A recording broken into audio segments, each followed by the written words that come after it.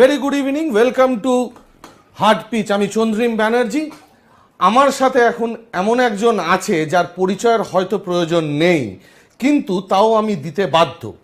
আজ থেকে 10 বছর আগেও যখন ভারতীয় রাজনীতিতে বা বিশেষ করে পশ্চিমবঙ্গ রাজনীতিতে এডুকেশনাল লোকেদের অভাব বা ইয়াং ছেলে যারা প্রফেশনালস তাদের অভাব, তখনই এই পশ্চিমবাংলায় রাজনীতিতে একজন পদার্পণ করেন যার নাম Subhrangshu Roy. Subhrangshu, welcome to our show hard pitch. নমস্কার। শুভ্রাংশুর ব্যাপারে একটা জিনিস বলে দিই, ও হচ্ছে bachelor of engineering plus master of business administration. Subhrangshu, আমি তোমাকে আগেই একটা প্রশ্ন করব যে এখন ভারতবর্ষ এবং সারা পৃথিবী একটা যুদ্ধকালীন তৎপরতার মধ্যে দিয়ে যাচ্ছে। সেখানে করোনার বলে যে বস্তুটি আজ আমাদেরকে অ্যাটাক করেছে, আমাদের সমাজকে অ্যাটাক করেছে, যেখানে একটা মানুষকে আর একটা মানুষের থেকে অনেক দূরে সরিয়ে দিয়েছে, সেই বিষয় করোনা মোকাবিলায় তুমি কি মনে করো একটা সিটিজেন এবং একটা এমএলএ হয়ে তোমার প্রধান কর্তব্যগুলো কি? প্রথমত আমি যেটা বলবো সাধারণ মানুষের কাছে, কেন্দ্রীয় সরকার এবং কেন্দ্রীয় সরকারের মহামান্য প্রধানমন্ত্রী নরেন্দ্র দামোদর মোদীজি যেটা বলছেন এবং আমাদের সিএমও যেটা বলছেন মমতা বন্দ্যোপাধ্যায়, সেটা অক্ষরে অক্ষরে পালন করা উচিত। এবং সোশ্যাল ডিস্টেন্স যেটা মেনে চলতে বলছে সেটা কিন্তু মানা উচিত। এবং এইটা যদি আমরা না মানি, এটা কিন্তু অধিকারে বেড়ে যাবে, যেটা চায়না, পরবর্তীকালে ইতালি, ইরান এবং বর্তমানে ইউএসএতে হচ্ছে, সেরকম পরিস্থিতি চলে যাবে। এবং তার থেকেও ভয়াবহ পরিস্থিতি হতে পারে, কারণ ভারতের জনসংখ্যা অন্যান্য দেশের জনসংখ্যার থেকে অনেক বেশি এবং জনঘনত্বও অনেক বেশি। তা এখানে কি তোমার কি মনে হচ্ছে যে মাননীয় মমতা বন্দ্যোপাধ্যায় যখন একদিকে বলছেন সোশ্যাল ডিস্টেন্সটা মেনটেন করুন, সেখানে কি তোমার মনে হয় সেটা অক্ষরে অক্ষরে পালন হচ্ছে? না, সেক্ষেত্রে আমার একদমই মনে হয় না। কেননা আমি কিছু কিছু ক্ষেত্রে দেখছি উনি বারংবার বলা সত্ত্বেও সাধারণ মানুষের মধ্যে একটা জ্ঞানের অভাব থেকে যাচ্ছে। মানুষ এটাকে কিভাবে নিচ্ছে আমি জানি না। এটাকে আমি কাউকে ক্রিটিসাইজ করছি না, কিছু মানুষ এটাকে উৎসবের মেজাজে নিয়ে নিচ্ছে। তারা বাড়িতে ফেসবুকে গ্রুপ করে কে কী রান্না করছে, কে কী করছে, সেটা নিজেদের মধ্যে আলোচনা করছে এবং যা যা করণীয় সেটা না করে তারা বরং এটাকে উৎসবে মেতে ওঠার মতো নেমে পড়েছে। আমি বলবো যারা একটু এডুকেটেড আছেন, যাদের আর্থিক সম্বলতা আছে, যারা একটু রোজগার করতে জানেন, আপনারা একটু অ্যাওয়ারনেস ক্যাম্প করুন, দুস্থ মানুষের পাশে দাঁড়ান।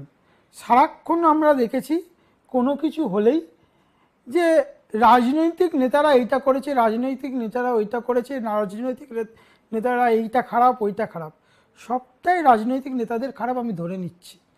তা সত্ত্বেও সাধারণ মানুষ হিসেবে যদি কোনো কর্তব্য থাকে, আমি যদি 1000 টাকা রোজগার করি, তার থেকে 10 টাকা দিয়ে কাউকে একটা মুড়ির প্যাকেট কিনে দিই, এই সময় এর থেকে বড় উপকার কিছু হবে না। কিন্তু সেইটা করতে গেলেই তো মানে এই আগেকারই ঘটনা, শ্রী সব্যসাচী দত্ত উনি দুস্থদের পাশে দাঁড়াতে গেছিলেন, কিন্তু পুলিশ থেকে ওনাকে বারণ করা হয়েছে, এমনকি অ্যারেস্ট করা হুমকিও দেওয়া হয়েছে। সেই বিষয়ে তোমার কি বলার আছে? দেখুন, আমি সব্যসাচীদার সম্বন্ধে যেটুকু বলতে পারি, সব্যসাচীদা বর্তমান বলে যা পরিস্থিতি সেটা নয়। সব্যসাচীদাকে আমি অনেক ছোটোবেলা থেকে চিনি। সব্যসাচীদা এই পরিস্থিতি ছাড়াও এর অনেক আগে থেকে সাধারণ মানুষের পাশে কীভাবে দাঁড়াতে হয় সেটা চোখে আঙুল দিয়ে মানুষকে দেখিয়েছে। সব্যসাচীদা যে অঞ্চলে কাউন্সিলর ছিল এক টাইমে, তার বাইরে গিয়েও যে কলোনিগুলো ছিল তাতে আগেও অনেক হেল্প করেছে। সব্যসাচীদার এটা নেচার। কিন্তু বর্তমান রাজনীতিতে কিছু মানুষ খালি আমি করব, অন্যকে করতে দেবো না, এই একটা মানসিকতা জন্মে গেছে। কোথাও না কোথাও কি মনে হয় এতে মাননীয় মুখ্যমন্ত্রীর কোনোভাবে একটা মদত আছে? তো প্রত্যক্ষ না পরোক্ষ বিতর্কে আমি যাচ্ছি না, কিন্তু কিছু মানুষ এটা নিয়ে তো রাজনীতি করছে, এটা ঠিকই। কেননা মুখ্যমন্ত্রী বলছেন এটা নিয়ে রাজনীতি হবে না, সবাই মিলেমিশে কাজ করতে হবে। অথচ যখন এই যে ত্রাণ ডিস্ট্রিবিউট হচ্ছে তখন দেখা যাচ্ছে একটা কুপন করে দেওয়া হচ্ছে, সেই কুপনে পার্টিকুলার একটি রাজনৈতিক দলের নাম লেখা থাকছে। কুপনটা নিয়ে সেই যখন কোনো জায়গায় যাচ্ছে তখন জায়গায় ত্রাণ দেওয়া হচ্ছে, তাতেও একটা পার্টিকুলার রাজনৈতিক দলের নাম এবং এক জননেত্রীর ছবি দেওয়া থাকছে। এটা তো রাজনীতি। আমরা কি রাজনীতি করছি আজকে খালি শুধু ভোটের জন্যে? আমার প্রশ্ন যে সাধারণ মানুষ কি চায়? আজকে বাঁচতে চায়, মানুষ দুমুঠো খেতে চাইছে আজকে, তার মধ্যেও রাজনীতি এনে লাভ কি আছে? আগামী দিন মানুষ বাঁচলে সে ভোটটা দিতে যাবে, যদি মানুষই না থাকে তাহলে এই ভোটের কি মূল্য? না, কিন্তু যদি কোনো একটা পার্টির থেকে যদি এরকম ত্রাণ ডিস্ট্রিবিউশন করে, তাহলে তো সেই পার্টির একটা অধিকার আছে যে লোককে বলা যে দেখো আমরা এগিয়ে আছি, আমরা তোমার পাশে আছি। সেটাতে আপত্তিটা কোথায়? আসলে কি, এটা আমার ব্যক্তিগত মত, যারা মানুষের পাশে থাকে না সারা বছর, তাদের ফেসটাই হচ্ছে আসল। সব্যসাচীরা ধরুন কোনো ত্রাণ বিলি করতে যাচ্ছে, তাহলে মানুষ জেনেই যাবে এটা ভারতীয় জনতা পার্টি দিচ্ছে। আমি আমার ক্ষেত্রেও বলতে পারি, আমি আমার অসুস্থতার বাইরে থেকে ওইটুকু পিরিয়ড বাদ দিয়ে আমি মানুষের পাশে সারা বছর থাকি, পড়াশোনাটা করি, তাই আমার এক্সামের সময় অসুবিধা হয় না। কেননা আমি যখন এক্সামের সময় মানুষের সামনে যাব, মানুষ আমার ফেসটা দেখে বলে দেবে ও ভারতীয় জনতা পার্টি করে। কিন্তু মুষ্টিমেয় কিছু লোক রাজনীতি করছে যারা ঘরে বসে রাজনীতি করে, তাদের ক্ষেত্রে ওই কাগজটা প্রয়োজন, যে সে কোন দলটা করে, কোন দলের হয়ে যাচ্ছে, কী কারণে যাচ্ছে সেটা বোঝাবার জন্য। কেননা আমরা দিতে যাচ্ছি, কেউ কেউ এত বছর ধরে লোকের থেকে খালি নিয়ে এসেছে, দেওয়ার কোনো ব্যাপারই নেই। দেবার ব্যাপারেই বলি, আজকে এটা ঘটনা যে মাননীয় মুখ্যমন্ত্রী রাস্তায় নেবে বলছেন এবং রাজ্য সরকার থেকেও সেইভাবে প্রজেক্ট করা হচ্ছে যে উনি মানুষের পাশে দাঁড়িয়ে আছেন, কিন্তু বিজেপিকে সেইভাবে কিন্তু রাস্তায় দেখা যাচ্ছে না। তোমার কি মনে হয় না রাজনৈতিকভাবে, আমি রাজনীতি বলছি না, কিন্তু রাজনৈতিকভাবে এখানে তৃণমূল কংগ্রেস একটু এগিয়ে গেল বিজেপির থেকে? টোটাল ফান্ডটা যে আসছে সেটা শুধু তো রাজ্য সরকারের নয়, কেন্দ্রীয় সরকার একটা হিউজ সাপোর্ট দিয়েছে, তার ফলে রাজ্য সরকার এগুলো করতে পারছে। অ্যাওয়ারনেস যেটা দরকার সেটা আমাদের বিজেপি কর্মীদের করতে হবে।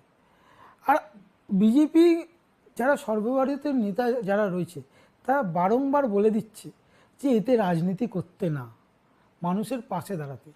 মানুষ থাকলে রাজনীতি থাকবে, রাজনীতি থাকলে ভারতীয় জনতা পার্টি থাকবে, এটাই আমাদের লক্ষ্য। তাই কে এগোলো আর কে পিছলো সেই কম্পিটিশনে গিয়ে লাভ নেই, মানুষের পাশে দাঁড়ানো আগে সবার আগে দরকার। মানুষের পাশে দাঁড়ানো নিয়ে বলি, ভারতবর্ষে আজ প্রচুর আক্রান্ত হু হু করে বাড়ছে প্রতিনিয়ত। হয়তো আজকে আমার 1700 যদি হয়, কালকে হয়তো সেটা 1800 বা 2000 ছুঁয়ে যাবে, সেটা কেউ বলতে পারে না। অনেক ফাস্ট আমরা যেটাকে বলি, বা তুমি যেটা পড়েছো এক্সপোনেনশিয়াল গ্রোথ, সেই এক্সপোনেনশিয়াল গ্রোথে বাড়ছে অলমোস্ট। পশ্চিমবাংলাতেও বাড়ছে। পশ্চিমবাংলায় কিন্তু অন্যান্য রাজ্যের থেকে পশ্চিমবাংলায় সংখ্যাটা কম। 27 জন আজকের এতে, 27 জন এবং 6 জন মারা গেছেন। তা সেই বিষয়ে কি তোমার মনে হয় না পশ্চিমবাংলা অনেক ভালো পজিশনে আছে?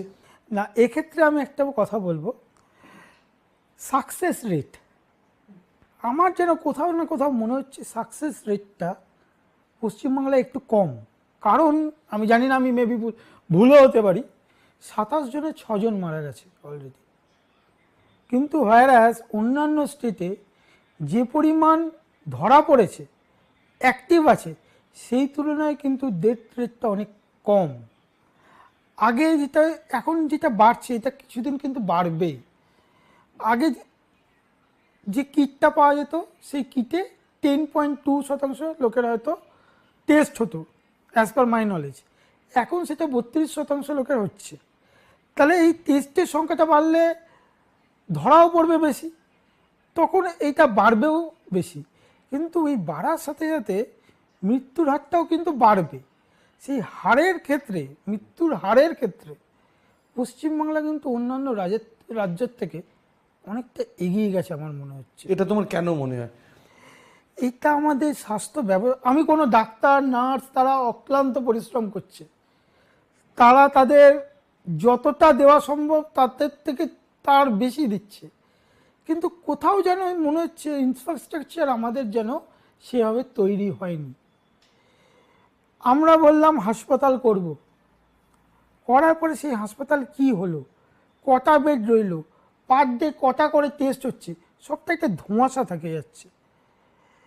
আমি এখানে রাজনীতি করতে চাইছি না, কিন্তু তবুও সাধারণ মানুষ হিসেবে জানতে চাই যে আমাদের সাকসেস রেটটা, আমাদের এত ভালো ভালো ডাক্তার থাকতেও, এত ট্রেন নার্স থাকতেও আমাদের সাকসেস রেটটা কম হয়ে যাচ্ছে কেন?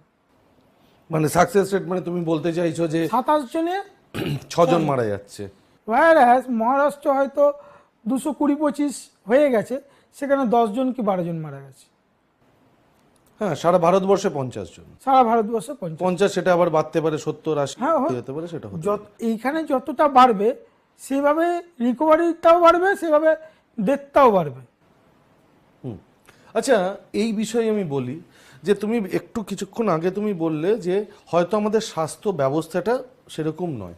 2011 সাল থেকে তুমি এমএলএ, বিধায়ক, বীজপুর অ্যাসেম্বলি কনস্টিটিউয়েন্সির এমএলএ। তুমি কি এই জিনিসটা, তখন তুমি অবশ্য ছিলে অল ইন্ডিয়া তৃণমূল কংগ্রেসে, এই অল ইন্ডিয়া তৃণমূল কংগ্রেসে থাকাকালীন তুমি কি কখনো কোনোভাবে বলেছো যে আমাদের স্বাস্থ্য ব্যবস্থাটা আরও উন্নত করার দরকার বা একটা ডাইনামিক চেঞ্জের আনার দরকার আছে? দেখো, সত্যি কথা বলতে গিয়ে আমি বলতে পারি যে আমি সারা বাংলার স্বাস্থ্য ব্যবস্থা নিয়ে কোনোদিনই বলিনি। আমি আমার এলাকায় একটা আরোগ্য নিকেতন ছিল, শিবানী আরোগ্য নিকেতন, তাতে 20টার মতো বেড ছিল, মাতৃসদন ছিল। আমি বলেছিলাম পিপিপি মডেলে বারংবার এটা করা হোক। প্রথমে আমি সেটা অনেক দৌড়াদৌড়ি করে জেএনএম হসপিটালের সাথে টাই আপ করাই, কিন্তু তারপর থেকে সেটা রিনোভেশন হলো, সাংসদ কোথায়, বিধায়ক কোথায়, কিন্তু ওইখানে স্টপ।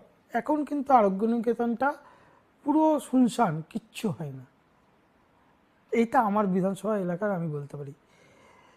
তাহলে পার্শ্ববর্তী এলাকার কি হতে পারে সেটাও বোঝা যেতে পারে মনে হয়। স্বাস্থ্য ব্যবস্থাটা খালি অনেক চেঞ্জ হয়েছে, অনেক ভালো হয়েছে আগের তুলনায়।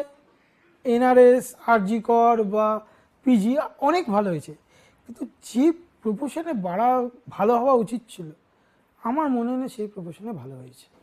মানে তুমি কি বলতে চাইছো যে এখানে একটা শর্ট সাইটেডনেস কাজ করেছে, বা আমরা সেইভাবে ইকুইপড নই যে হঠাৎ করে যদি কোনো ডিজাস্টার আসে, আমাদের স্বাস্থ্য ব্যবস্থা অতটা ইকুইপমেন্ট নয় পশ্চিমবাংলার?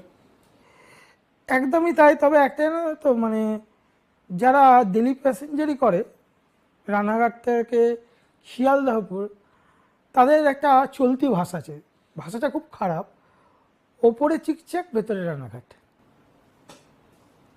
আচ্ছা, ওপরে চিকচাক ভেতরে, মানে ওপরে এটা আছে কিন্তু চিকটা অনেক ভালো। আমাদের অন্যান্য স্টেটের থেকে আমাদের ডাক্তার নার্স অনেক এগিয়ে। আমাদের দরকার ইকুইপমেন্ট, সেই ইকুইপমেন্টে কিন্তু খামতি আছে। নার্সদের, যখন ডাক্তার নার্সের কথা যখন বললে সেই বিষয়ে তোমাকে জিজ্ঞেস করি। গতকালই হাওড়া ডিস্ট্রিক্ট হাসপাতালে একজনের মৃত্যু হয়েছে, গতকাল না, গত পরশুদিন রাত্রির বেলায়। ডেড বডিটা সারা রাত, মানে এই নিয়ে নার্সরা বিক্ষোভ করে এবং সেখানে নাকি বলছে যে করোনায় মৃত যে ডেড বডিটা সেটা সারা রাত জেনারেল ওয়ার্ডে পড়েছিল। এখানে তোমার কি বলার আছে? এক নম্বর, ওইভাবে ফেলে রাখলে তো সংক্রমণ বাড়বেই। আমি মেডিকেল স্টুডেন্ট নেই, তবুও বলতে পারি ওইভাবে এমনি বডি ফেলে রাখাও ঠিক না।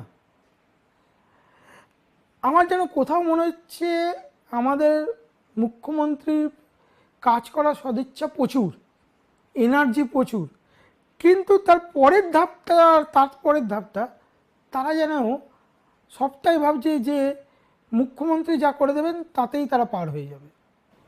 তার মানে তুমি, আচ্ছা এখানে এটা কি তোমার মনে হয় না, এটা তুমি যেহেতু তুমি অনেকদিন তৃণমূল কংগ্রেসে ছিলে, এটা তোমার মনে হয় না যে এটা তৃণমূল কংগ্রেসের একটা শর্টকামিংস? বা উইকনেস, যে একজনের ওপরেই ডিপেন্ডেন্ট সব কিছু? এটা তো একদম বাস্তব। সেটা কি? তাই জন্যেই তো আজকে মুখ্যমন্ত্রীকে এত বেশি খাটতে হচ্ছে। তুমি কি সাপোর্ট করো মুখ্যমন্ত্রী এই যে এরকম রাস্তায় বেরোচ্ছে, লোকেদের দান করছে, কিন্তু অন্য রাজ্যের তো মুখ্যমন্ত্রী এটা করছে না? আমি দেখো, এই ক্ষেত্রে মানে বর্তমান পরিস্থিতিকে এইটুকু বলতে পারি, মুখ্যমন্ত্রীর জায়গায় দাঁড়িয়ে প্রচণ্ড খাটছে। বেরোনো উচিত কি উচিত না সেই বিতর্কে আমি যাচ্ছি না, কিন্তু মুখ্যমন্ত্রীর তুলনায় অনেক বেশি কাজ করছে। কিন্তু অ্যাওয়ারনেস যেটা মানুষকে দেওয়া উচিত সেটা যেন কোথাও একটা কোশ্চেন মার্ক চলে আসছে। মানে তুমি বলতে চাইছো যে মুখ্যমন্ত্রী অ্যাওয়ারনেসটা করতে চাইছে, কিন্তু বিভিন্ন কনস্টিটিউয়েন্সির যারা বিধায়ক আছে বা যারা কাউন্সিলর আছে সেই লেভেল অব দি অ্যাওয়ারনেসটা যাচ্ছে না, একদমই না, একদমই যাচ্ছে না। একদমই না, মানে লোকেদের মধ্যে সচেতনতার একটা বিশাল একটা একদম অভাব। না। রিসেন্টলি যেটা হয়েছে দেখা যাচ্ছে যে পুলিশ লাঠিচার্জ করছে, কিন্তু আমরা আমাদের চ্যানেল থেকেই রাজাবাজার দেখেছি, দক্ষিণদারির দেখেছি, সেই সব অঞ্চলে কিন্তু সেইভাবে মানা হয়নি, এবং এই নিয়ে অনেক ঘটনাও ঘটেছে, পার্ক সার্কাসের কিছু হয়েছে। কিছু হয়েছে ঘটনা, মানে হয়েছে। সেই জায়গায় তোমার কি বক্তব্য? এখানে ভারতীয় রাজনীতির না সবচেয়ে বড় একটা কঙ্কাল আছে আমার মনে হয়েছে এটা। আজ চীনে এত লোক মারা গেছে, লেখা থাকছে কি চীনের মৃতের সংখ্যা এত, ইটালিতে মারা গেছে এত, সেখানে ইটালির মৃতের সংখ্যা খালি সংখ্যাটা লেখা থাকছে। তারা ক্যাথলিক না মুসলিম না হিন্দু কোথাও কিন্তু লেখা নেই। আমরা কেউ ভাবছি না যে পশ্চিমবাংলা কেন, ভারতে কেন মারা গেলে ভারতীয় মারা যাবে, এটা কেউ বুঝছি না। আমরা চিন্তায় রয়েছি ওরা হিন্দু, ওরা মুসলিম, ওরা খ্রিস্টান, এই একটা ভাগ করার জন্য, যে আমি ওকে যদি একটু তোল্লা দিতে পারি তাহলে আমার ভোট ব্যাংকটা বাড়বে। আমরা বুঝছি না ওদের তোল্লা দেওয়ার পরে ওদের কমিউনিটি, যে মাইনরিটি কমিউনিটিরা রয়েছে, তারা যখন মারা যাবে আলটিমেট পশ্চিমবাংলার লোকই মারা যাবে, ভারতীয়রাই মারা যাবে, এটা আমরা ভুলে গেছি। আখেরে কিন্তু ওই মাইনরিটি সম্প্রদায়কে আমরা ক্ষতির মুখে নিজে হাতে ঠেলে দিচ্ছি। তাতে কি তার মানে কি তোমার এটা মনে হয় যে এটা জেনে শুনে শাসক দল এই রাজনীতিটা করছে এই করোনার মাঝখানে? অবশ্যই, এবং কিছু কিছু স্টেটে, দিল্লিতেও তাই হয়েছে, হ্যাঁ। জেনে শুনে এটা করা হচ্ছে খালি সস্তার রাজনীতি করার জন্য। আমরা ভুলে গেছি আমরা ভারতীয়। এখানে যখন যুদ্ধ হয় তখন একটা হিন্দু যেমন লড়ে তেমনি একটা মুসলিমও লড়ে, একটা খ্রিস্টানও লড়ে, তাদের শরীরে ভারতীয় রক্ত বইছে। কিন্তু কিছু মানুষ এই হিন্দু মুসলিম করতে গিয়ে একটা সম্প্রদায়কে এমনভাবে তোল্লা দিচ্ছে, সেই সম্প্রদায়কে আলটিমেট ক্ষতির মুখে ঠেলে দিচ্ছে তাদের নিয়ে রাজনীতি করার জন্য। একটা সময় তো তুমি তো ছিলে তো অল ইন্ডিয়া তৃণমূল কংগ্রেসে। অল ইন্ডিয়া তৃণমূল কংগ্রেস, এটা তো ঘটনা, কংগ্রেস বরাবরই মাইনরিটি ভোট ব্যাংকের ওপর খেলেছে। তারপরে অল ইন্ডিয়া তৃণমূল কংগ্রেসও পশ্চিমবাংলায় শাসক দল হয়ে এলো 2011 সালে, সেটাও on the minority vote bank. তখন তোমার মনে হয়নি এই কথাগুলো? দেখো, আমরা যখন এসেছি তখন মাইনরিটি ভোট ব্যাংকটাকে নিয়ে কংগ্রেস খেলতে পারিনি, খেলেছিল বামপন্থীরা। এই আমরা আসার পরে আমরা অনেক কিছু বলেছিলাম, করব, দেবো, এই করে দেবো অনেক কিছু, কিন্তু আলটিমেট কিন্তু মাইনরিটিদের জন্য যদি কেউ ভেবে থাকে সেটা হচ্ছে নরেন্দ্র মোদীজি। কীরকম? এই 3 তালাক বলো, মাইনরিটি মহিলাদের এই 3 তালাক আজকে কল্পনার বাইরে, সারা বিশ্বে কোথাও ছিল না, খালি ভারতবর্ষে। এটা থেকে সুরা কে পাচ্ছে? মাইনরিটি মহিলারা পাচ্ছে, পরবর্তীকালে তার সন্তানরা পাচ্ছে, জেনারেশনের পর জেনারেশন তো বাড়বে। তার মানে কি তুমি বলতে চাইছো যে আজকে যারা মাইনরিটি কমিউনিটি, যারা সিএ বা এনআরসির বিরোধিতা করছে, তাদেরকে ভুল বোঝানো হয়েছে? মাইনরিটি কমিউনিটির সিএ বা এনআরসির যারা বিরোধিতা করছে মুষ্টিমেয় কিছু একটা সংগঠন, এবং তাদের তোল্লা দিচ্ছে কিছু রাজনৈতিক দল, যাদের পায়ের তলা থেকে মাটিটা সরে যাচ্ছে বুঝছে, বাকি মাইনরিটিরা কিন্তু এটাকে সাপোর্ট করছে। শাহিনবাগকে বন্ধ করে দেওয়া হলো, শাহিনবাগকে কেন্দ্রীয় সরকার বন্ধ করতে পারলো না যতক্ষণ না করোনা ঢুকলো। তাহলে কেন্দ্রীয় সরকারে যে শাসক দল আছে তার কাছে এবং তার একজন বিধায়ক হয়ে পশ্চিমবাংলায়, তোমার কি মনে হয় না যে শাহিনবাগের মতন প্রবলেমকে এড়িয়ে দিতে পারলো করোনার তাণ্ডব? না, সেরম নয়। ভারতীয় রাজনীতিটা গণতন্ত্রের উপর দাঁড়িয়ে রয়েছে।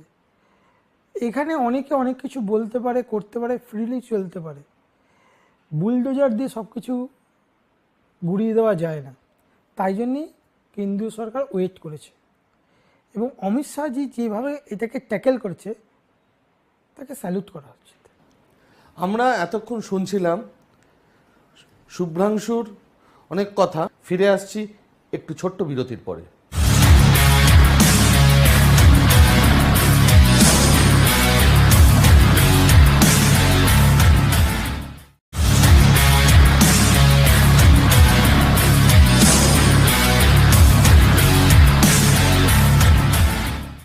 Welcome back. আমরা এতক্ষণ আলোচনা করছিলাম শুভ্রাংশুর সাথে যে ভারতবর্ষ নিরিখে পশ্চিমবাংলার ডেথ রেটটা এত বেশি কেন। আপনাদেরকে বলে দিই, পশ্চিমবাংলায় 27 জন আক্রান্ত, 6 জন মৃত আজকের দিনে। কালকের দিনে কি হবে আমরা জানি না। অতএব যদি ডেথ রেটটা যদি দেখেন সেটা হচ্ছে 22%, ভারতবর্ষে সেটা কিন্তু 2.78%। শুভ্রাংশু, তোমার কি মনে হয় অলমোস্ট 10 গুণ সারা ভারতবর্ষর যা ডেথ পার্সেন্টেজ রেট, সেখানে আমাদের পশ্চিমবাংলায় প্রায় 10 গুণ, 2.7 থেকে 22%। কি বলবে তুমি? এখানে আমার যেটা মনে হয় কয়েকটা ক্যালকুলেশনের ব্যাপার আছে। সারা ভারতবর্ষে যারা আক্রান্ত হয়েছে তাদের এজ গ্রুপটা একটা দেখা উচিত, এবং পশ্চিমবাংলায় যারা আক্রান্ত হয়েছে তাদেরও একটা এজ গ্রুপ দেখা উচিত, এবং এজ গ্রুপের সাথে সাথে কারা ডায়াবেটিক, কারা ক্যান্সার আক্রান্ত, সেগুলো দেখে তার পার্সেন্টেজটা করলে আমার মনে হয় ভালো হবে। তবুও সব কিছু বিবেচনা করে বলা যেতে পারে ভারতবর্ষের তুলনায় আমরা কিন্তু পিছিয়ে, অনেক পিছিয়ে বলছো। অনেক পিছিয়ে। কিন্তু ওয়ার্ল্ড হেলথ অর্গানাইজেশন তো মাননীয় মুখ্যমন্ত্রীকে শাবাশি দিয়েছেন, যদিও মাননীয় প্রধানমন্ত্রীকেও শাবাশি দিয়েছেন করোনা কিভাবে উনি ট্যাকেল করছেন, কিন্তু অ্যাট দ্য সেম টাইম মাননীয় মুখ্যমন্ত্রীকেও তো শাবাশি দিয়েছেন যে উনি একটি হাসপাতাল ডেডিকেট করেছে শুধু করোনা পেশেন্টের ট্রিটমেন্টের জন্য। কিন্তু হাসপাতাল ডেডিকেট করেছে সবটাই ঠিক আছে, কিন্তু তাতে চিকিৎসা কী হচ্ছে কি আদৌ? বেলেঘাটা আইডি ছাড়া প্রপার ট্রিটমেন্ট এখন কোথায় কোথায় হচ্ছে? তার মানে তুমি কি বলতে চাইছো সেখানে এখনো সেইভাবে হয়নি? এটাও কি গিমিক? আমি জানি না, তবে এই ডেথ রেটটা নিয়ে এর সাথে কিন্তু একটা তুলনা করা যেতেই পারে। যদি তুলনাটাই যদি করতে যদি হয়, ধরে নেওয়া যাক আজকে সব থেকে বেশি করোনা আক্রান্ত হচ্ছে মহারাষ্ট্র, কেরালা, দুজনের মধ্যে কম্পিটিশন চলছে। কে কখন আগে কাকে টপকে বেরিয়ে যাচ্ছে সেটা আমরা বুঝতে পারছি না। এই মুহূর্তে একবার কেরালা, পরের মুহূর্তে একবার মহারাষ্ট্র, তারপরে অবশ্য গুজরাটেও বাড়ছে প্রচণ্ডভাবে, পাঞ্জাবেও বাড়ছে, তামিলনাড়ুতে হু করে বেড়ে যাচ্ছে। কিন্তু আমাদের পশ্চিমবাংলায় সেইভাবে হু হু করে বাড়ছে না। 27 জনে আমরা আটকে আছি, হয়তো সেটা এরপরে 30, 35, 36ও হতে পারে, কিন্তু সেইভাবে কিন্তু বাড়ছে না। যদিও 1 লক্ষ মানুষ, সরকারি তথ্য অনুযায়ী 1 লক্ষ মানুষ হোম কোয়ারেন্টিনে আছে। 1.5 লক্ষ আছে। তাহলে 1.5 লক্ষ হোম কোয়ারেন্টিনে আছে। সেইখানে আমরা কিন্তু পশ্চিমবঙ্গ সরকার কিন্তু যথেষ্টভাবে সাহায্য করেছে, বাইরের লোকেরা তাদেরকে গ্রামে ফিরিয়ে দিয়েছে। সেটাতেও কি একটা মারাত্মক ভুল হয়েছে আমার মনে হয়। তাদের কোয়ারেন্টাইনে না রেখে ওইভাবে ফিরিয়ে দেওয়ার পরে কার শরীরে কি আছে আমরা না জেনে ওরকম ফিরিয়ে দিলাম। সে গিয়ে ওইখানে প্রফেশনাল কজনকে বাড়ালো, কজন এফেক্ট হলো, তার থেকে আবার কজন হলো, ফেজ 3-তে গেলে কি হবে সেটা কিন্তু একটা বিশাল বড় কোশ্চেন মার্ক। ওইভাবে পাঠিয়ে দেওয়া, ফ্ল্যাগ অফ করে বাসে করে, এটা ঠিক হয়নি আমার মনে হয়। কি অসুবিধা ছিল? আমাদের এতগুলো স্টেডিয়াম রয়েছে, এতগুলো জায়গা রয়েছে, সেখানে যদি 14 দিন সরকার এত কিছু করছে ধরে নিয়ে তাদেরকে খাওয়া দাওয়ার বন্দোবস্ত করে তাদের ওইখানে চিকিৎসা করে 14টা দিন রেখে তারপর পাঠানো যেত, অসুবিধা কী ছিল? খাওয়া দাওয়ার বন্টন নিয়ে আসি। খাওয়া দাওয়ার বন্টন নিয়ে প্রত্যেকটা শাসক দলের নেতা মন্ত্রীরা মোটামুটি মাঠে নেমে পড়েছেন। আজকে মাননীয় সাংসদ অভিষেক বন্দ্যোপাধ্যায়ের লোকসভা কনস্টিটিউয়েন্সিতে খাবার বন্টন করেছেন। অভিষেক বন্দ্যোপাধ্যায় তুমি মোটামুটি কন্টেম্পোরারিজ, হয়তো 3-4 বছরের ছোট আমার থেকে। 3-4 বছরের ছোট। একটা সময় ছিল তুমিও তৃণমূলে, সেও তৃণমূলে, ডিফারেন্স অফ ওপিনিয়ন হতো? আমি যখন যুবর কার্যকারী সভাপতি হই, শুভেন্দুদাকে সরিয়ে দেওয়া হয়, সৌমিত্র খানকে তখন রাজ্য যুব সভাপতি করা হয়। তখন অভিষেক ছিল হচ্ছে যুবা, এটা 2014 পরপর বলছি। কিছু কিছু ক্ষেত্রে মতের অমিল কিছু কিছু ক্ষেত্রে হতো না সেটা না, তবে যথেষ্ট মানিয়ে নিয়ে করার চেষ্টা করেছি, চেষ্টা করেছি, হয়তো কোনো জায়গায় আমাদের ম্যাচ করেনি। কোনো পার্সোনাল গ্রাজ নেই? একটা জিনিস বলো, আবার ফিরে আসি করোনাতে। অভিষেক বন্দ্যোপাধ্যায় কনস্টিটিউয়েন্সিতে আজকে বিতরণ হয়েছে, গরিব দুস্থদের পাশে দাঁড়িয়েছে। তোমার কি মনে হয় না এই বিতরণগুলো যদি সরকারিভাবে করা হতো সেটা অনেক বেটার? সরকারিভাবে করা হলে অনেক বেটার, কিন্তু সরকারের যারা থাকবে তারা তো একটা কোনো রাজনৈতিক দলের মধ্যেই থাকে, তাই সেমই হতো, মুদ্রার এপিঠ আর ওপিঠ। আমার মনে হয় এখানে যদি রাজনীতি করার মানসিকতা না রাখা যায় তাহলে উচিত সেই অঞ্চলে যারা সাংসদ, যারা বিধায়ক, যারা কাউন্সিলর, যারা পঞ্চায়েত প্রধান, সবাইকে একসাথে নিয়ে একটা বসে একটা সিস্টেমেটিক ওয়েতে ডিস্ট্রিবিউটটা করা উচিত। ধরুন আমার এলাকা দিয়ে বলছি, আমার এলাকায় অনেকেই ডিস্ট্রিবিউট করছে, গরিব মানুষের সংখ্যাটা কিন্তু হিউজ। এবার কেউ এই গলি দিয়ে ডিস্ট্রিবিউট করে চলে গেল, রাজনীতির খাতিরে আমরাও এই গলি দিয়ে ডিস্ট্রিবিউট করে দিলাম, কিন্তু সি আর ডি গলিটা বাকি পড়ে গেল। তার থেকে আমরা যদি একসাথে বসে, হ্যাঁ আমাদের সীমিত সামর্থ্য, আমরা খালি এতেই দেবো, তোমরা বি দাও, সি দাও, ডি দাও, তাহলে প্রতিটা গরিব মানুষ ইকুয়ালভাবে কিন্তু সামগ্রীটা পেত। সেটা হবে না কিন্তু। কেন? কারণ আমরা রাজনীতি করছি, রাজনীতির ক্ষেত্রে ওই যে আমি এতে দিয়েছি মানে ওকেও এতে দিতে হবে, ওই গলিতেই দিতে হবে, বিসি কী করলে দেখার দরকার নেই, তারা পেল না, মরে যাক, হয়ে যাক, দেখার দরকার নেই, আমাকে ওই গলিতেই দিতে হবে, ওই গলিতেই একটা রাজনৈতিক দলের কার্ড লাগিয়ে আমি ডিস্ট্রিবিউট করি। কী অসুবিধা আছে? এই যুদ্ধে আমরা সবাই হাতে ধরে যদি বলি যে হ্যাঁ আজকে আমরা ডিস্ট্রিবিউট করছি, সরকারের হয়ে করছি, সরকারটা কেন্দ্র সরকার না রাজ্য সরকার দেখার দরকার নেই, আমরা রাজনৈতিক দলের কর্মীরা সবাই মিলে মানুষের পাশে দাঁড়াতে চাইছি এই যুদ্ধে। রাজনীতিটা এই 3 মাস বা 2 মাস যদি সরিয়ে রাখা যায়, আলটিমেট জিত কিন্তু মানুষের হবে, এখানে রাজনীতির জিত হার নয়, জিতটা হবে হচ্ছে মানুষের, যেটা হচ্ছে সবার আগে দরকার। মাননীয় মুখ্যমন্ত্রী করোনা মোকাবেলার জন্য 1500 কোটি টাকা কেন্দ্রীয় সরকারের থেকে চেয়েছে, কতটা জাস্টিফাইড তুমি মনে করো? কী কারণে চেয়েছে, কি কি খাতে চেয়েছে সেটা আমি জানি না, যদি বাংলার মানুষ উপকৃত হয় টাকাটা পেলে আমি বলবো জাস্টিফাইড। তুমি বলবো জাস্টিফাইড। বিজেপির তরফ থেকে বলা হচ্ছে যে এটা তো উনি তো সবসময় টাকা চান, কিন্তু বিজেপি এবারে বলছে যে, বা কেন্দ্রীয় সরকারও বলেছে যে এবারে ডাইরেক্ট মানুষের অ্যাকাউন্টে টাকাটা ঢুকবে। তোমার কি মনে, এটা ভালো না খারাপ? একদম ভালো। বেনিফিশিয়ারি যারা, তাদের অ্যাকাউন্টে যদি ডাইরেক্ট টাকা ঢোকে, তারা নিজেদের মতো খরচা করতে পারবে, নিজেদের কাজে খরচা করতে পারবে। যেটা কিছু, আমি রাজনীতি করতে না চাইলেও রাজনীতি এসে যায়।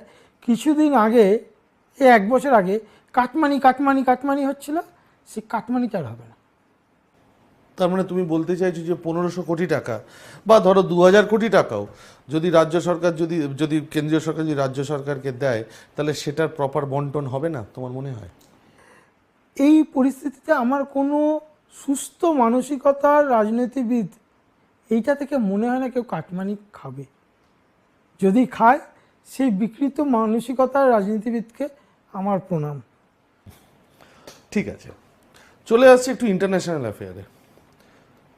করোনা, অনেকজন বলছে, এখন আস্তে আস্তে বলাও শুরু হয়েছে, দেশে বিদেশে এটা বলাও হচ্ছে যে corona is made in China. কি বলবে তুমি?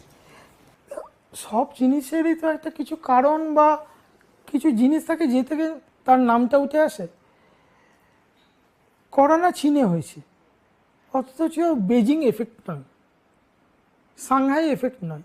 শুনছি, আমি জানি না, যে 4 তারিখে চীন পুরো ওপেন করে দেবে তাদের মার্কেট।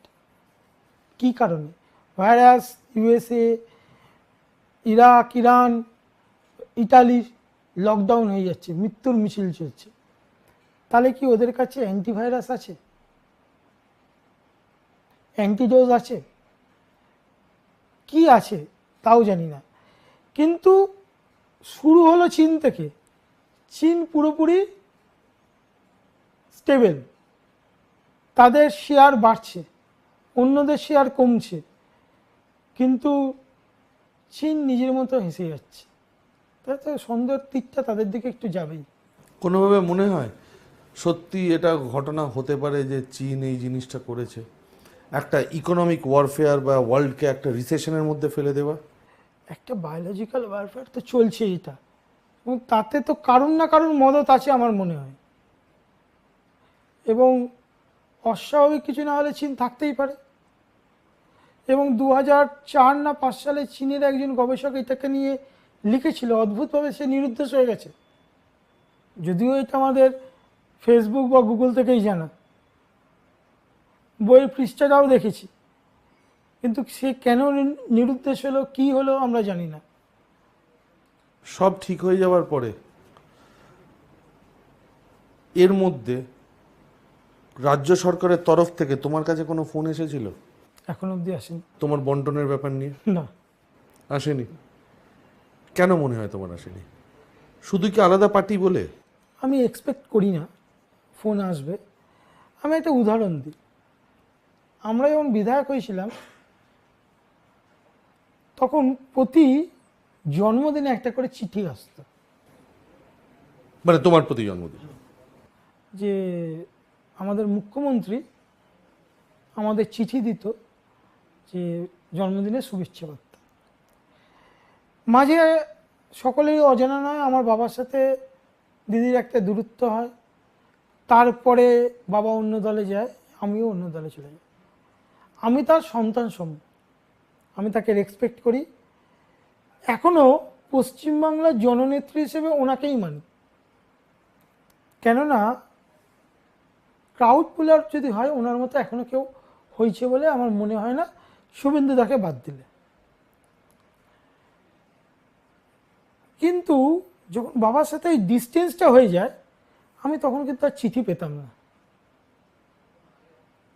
তাহলে কি চিঠিটা খালি রাজ্যের শাসক দলের বিধায়কদের জন্যে, না আন্তরিকভাবে উনি যাদের ভালো চাইতেন তাদের জন্য? কি মনে হয় তোমার? তোমার কি মনে হয়? আমি জানি না, এটা বলাটা ঠিক কি বেঠিক আমি জানি না, কিন্তু এটুকু বলবো যে সন্তানকে সবসময় সন্তানের চোখে দেখা উচিত। আমি যদি ভুল করে থাকি, তাহলে সেটা মুখের ওপর বলা উচিত। আমাকে নিচু করার কোনো মনে হয় না। তার মানে তুমি নিচু হয়েছো? আমি জ্ঞানে তো কোনো অন্যায় করিনি, নিচু হওয়ার প্রশ্নও নেই। আমরা যে দেশে বাস করি সেটা রামচন্দ্রের দেশ। রামচন্দ্র পিতার বচন রাখার জন্য 14 বছর বনবাস নিয়েছিলেন। আমি যদি পিতার সম্মান রাখার জন্য দল ত্যাগ করে থাকি তাহলে কোনো অন্যায় নেই। তার মানে তুমি এটা বলতে চাইছো যে যদি পিতা অসম্মানিত না হতে তাহলে তুমি দলে থাকতে? অবশ্যই। কোথাও না কোথাও কি তোমার মনে হচ্ছে না যে ক্ল্যাশ অফ ফিলোসফি হচ্ছে? কারণ পরিবারতন্ত্রটা তো বিজেপিতে একদমই খাটে না, কংগ্রেসে খাটে, তৃণমূলেও কিছুটা হলেও খাটে। সেই জায়গায় এই বাবা ছেলের রিলেশনশিপটা নিয়ে তুমি বিজেপিতে যাচ্ছ, অসম্মানিত হচ্ছ, কোথাও কি একটা পরিবারতন্ত্রের ব্যাপারটা আবার আসছে? যেদিন মনে হবে পরিবারতন্ত্র হচ্ছে বা আমার জন্য আমার বাবার রাজনৈতিক কেরিয়ার নষ্ট হচ্ছে, আমি আজকে অন ক্যামেরা বলে যেতে পারি সেদিনকে আমি রাজনীতি করা ছেড়ে দেব। কেননা আমার রাজনীতিটা পেশা নয়, আমার রাজনীতি করাটা নেশা। রাজনীতি বলবো না, মানুষের সেবা করাটা। আজকে যদি আমি বিধায়ক না হতাম তাহলে আমি এই যে গরিব মানুষকে চাল ডাল দিচ্ছি হয়তো এইভাবে দিতাম না। আমি কি করতাম, কোনো অনাথ আশ্রম, কোনো বৃদ্ধাশ্রম হোক বা কোনো এমন জায়গায় যেখানে প্রপার ওয়েতে ডিস্ট্রিবিউট হবে সেখানে গিয়ে সমস্ত চাল ডাল আলু চিড়ে সব দিয়ে চলে আসতাম। কিন্তু আমি এটা করতাম। তাহলে বিই এমবিএ, শুভ্রাংশু রায় ব্র্যাকেটে বিই এমবিএ, কোনো বড় সংস্থার ভালো পজিশনে তার ডেজিগনেশনটা তলায়, সেটা বেটার না শুভ্রাংশু রায় এমএলএ, সেটা তোমার কাছে বেশি অ্যাট্রাকশন কেন? না, আমি যখন ব্যবসা কাম কোনো কোম্পানিতে চাকরি করছি, তার শেয়ার হোল্ডারের কিছু অংশ ছিলাম। আমার এক কান্ট্রি হেড ছিল, সে আমাকে একটা ডেজিগনেশন দিয়েছিল প্রজেক্ট ম্যানেজার। তারপরে সেখান থেকে হয়েছিলাম সিইও। সেটা মনে হয় অনেক বেটার, সেটা অনেক বেটার। অনেক বেটার, অনেক আনন্দের ছিল, অনেক চ্যালেঞ্জের ছিল। তার মানে আজকে যদি হঠাৎ করে তোমাকে এটা জিজ্ঞেস করে, তুমি কিন্তু অন ক্যামেরা বলছো যে সেই জীবনটা অনেক বেটার। অনেক বেটার। চলে আসি আবার তোমার রাজনীতিতে। তুমি চাকরি করা কালীন যে জিনিসগুলো শিখেছিলে, বিং এ প্রফেশনাল, কতটা তুমি নিজে অ্যাপ্লাই করতে পেরেছো তোমার রাজনৈতিক জীবনে, বা সেটা কতটা তোমার ফ্রুটফুল মনে হয়েছে? নিজের রাজনৈতিক চাকরি আর রাজনীতি পুরোপুরি আলাদা ট্র্যাক। যদি ওই জিনিসগুলো অ্যাপ্লাই করতে আমি রাজনৈতিক ট্র্যাকে যাই, মতবিরোধ অনিবার্য, এবং এই কারণেই মতবিরোধগুলো হয়। তাই জন্য সেগুলো খুব বেশি অ্যাপ্লাই করতে পারিনি। আমি আমার মতো করে নিজেকে মানে তৈরি করে নিয়েছি। কোথাও মনে হয় না যে শুভ্রাংশু নিজের কাছে হারিয়ে গেল? মাঝে মাঝে যখন একা থাকি কিছুটা মনে হয়। 21শে জুলাই মিস করো? 21শে জুলাই এই বছরটা না হলেও 2 বছর আমি যেতে পারিনি রাজনৈতিক কারণে, সেই 2 বছর খুবই মিস করেছি। কিন্তু যে রাজনৈতিক দলে বর্তমানে আছি তারাও সম্মান দেয়। কৈলাসজি যথেষ্ট পুত্র সম হিসেবে আমাকে সম্মান দেয় এবং ভালোবাসে, পুত্র স্নেহ। যে ভালোবাসাটা একদিন কিন্তু আমি দিদির থেকে পেয়েছি। আমি কেন জানি না স্রোতের মধ্যে আমি হারিয়ে গেলাম, অনেকগুলো কর্মীর মধ্যে আমিও সেই কর্মী হয়ে গেলাম, দিদির কাছে হাপুনটা হারিয়ে গেল। সত্যি করে বলো, বিজেপি তৃণমূল দুটো পার্টি করোনাকে একসাথে করছে লড়াই। স্ট্রাকচার্ড ওয়েতে কে বেটার লড়াই করছে, তৃণমূল না বিজেপি? স্ট্রাকচার ওয়েতে যদি আমি বাস্তব কথা বলি তাহলে তৃণমূল করছে, কারণ তাদের লোক সংখ্যা, দেওয়ার ক্যাপাসিটি এবং দেওয়ার জায়গা অনেক বেশি। কিন্তু বিজেপির কর্মকর্তারা, মণ্ডল প্রেসিডেন্টরা এবং সর্বোপরি বিজেপির কর্মীরা যারা একবারে গ্রাসরুট কর্মী, তারা নিজেদের সামর্থ্যের থেকে বেশি গিয়ে মানুষের পাশে দাঁড়িয়ে করছে। আমি এখানে বিজেপি তৃণমূল করতে চাইছি না, আমি চাইছি ভারতবর্ষ এই যুদ্ধে জিতুক, তাতে বিজেপি হোক, তৃণমূল হোক, সিপিএম হোক, কংগ্রেস হোক, সবাই একসাথে লড়ুক, এই করোনা যুদ্ধে জয়ী হোক। এবং সেখানে যদি চীন এটা তৈরি করে থাকে, তার বিরুদ্ধেও লড়াই করুক সারা বিশ্ব।